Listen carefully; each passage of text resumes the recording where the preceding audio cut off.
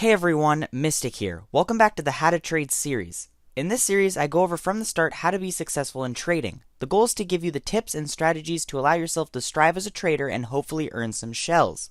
This is episode 7, so if you're new to the series, please check out the other previous episodes. Each video builds on the previous, so you'll get more out of watching the entire series.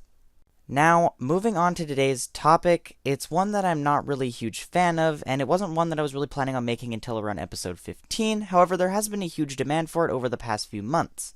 Now, I'd like to put a disclaimer that I don't really trade like this, and it isn't my favorite strategy, nor have I really done it a lot, so I can only explain what I know. I'm sure some of the people who practice this almost solely as their trading strategy would know more, however I'll work my best to give you guys the most information possible. The strategy that I'm talking about is hoarding. With where we are in the series, I'd expect if you followed each step since the beginning, you're between 10 and 100k net worth.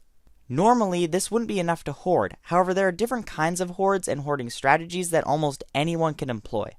In this episode, I'm going to cover some of basics of hoarding and will break down many of the different types of hoards there are and how you can use them to make profit.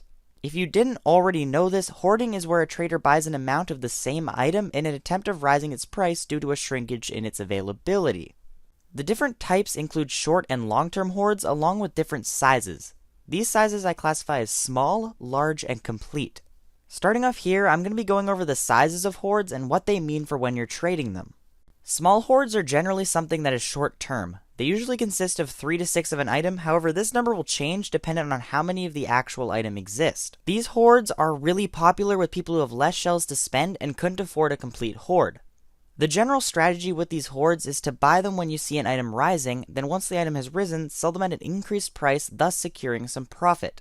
This is by far the riskiest of hoards as there is no guarantee another couldn't pop up. However, I've seen these done extremely effectively and have even done them myself. The key is to not focus on large profit. Even 1 to 2k per is a great win when you're selling up to 5 items. I do recommend, however, when using this strategy, you kind of focus on the 10 to 20k items as those will have the biggest difference when you're reselling them.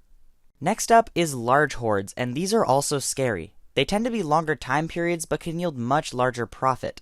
The basics of them is buying every one of an item you see in tables. While you're doing this, certain people may refuse to sell theirs, and this is fine. Paying double on an item sometimes will be detrimental to your profit margin, so it's fine to not quite have a complete hoard.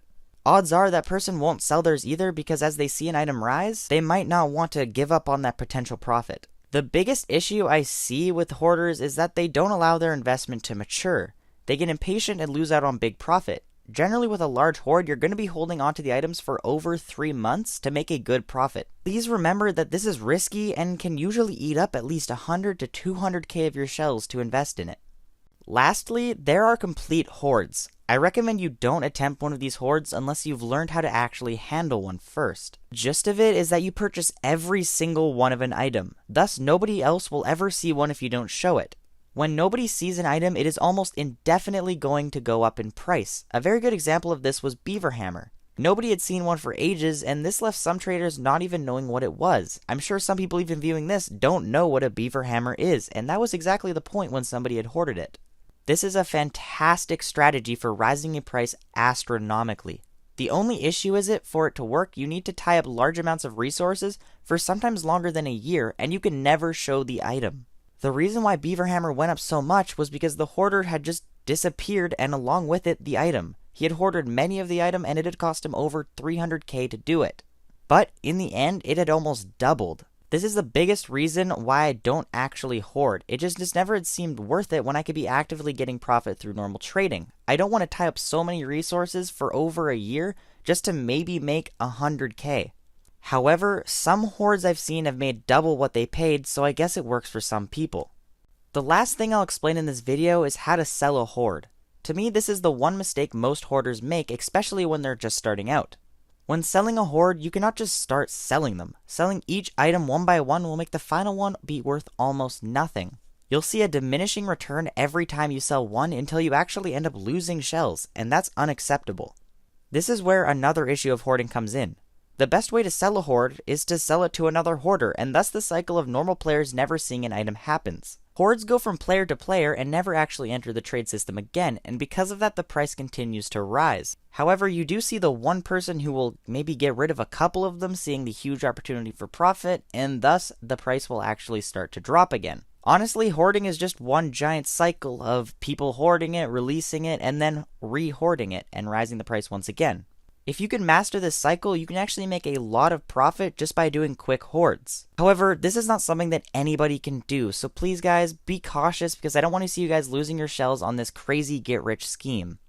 That's about all I have for the basics of hoards. If you enjoyed this video, please smash that like button and subscribe for more content just like this. If you have any input about hoards or any other topics you'd like me to cover, please leave those down in the comments section below. Thanks for watching, and I'll see you in the next video.